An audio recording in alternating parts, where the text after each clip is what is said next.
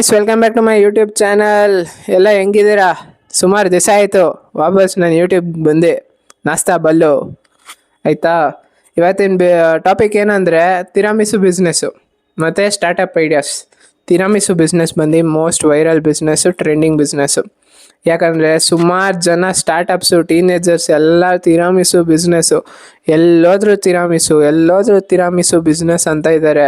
Most business first, ಅದು popular business where teenagers can start.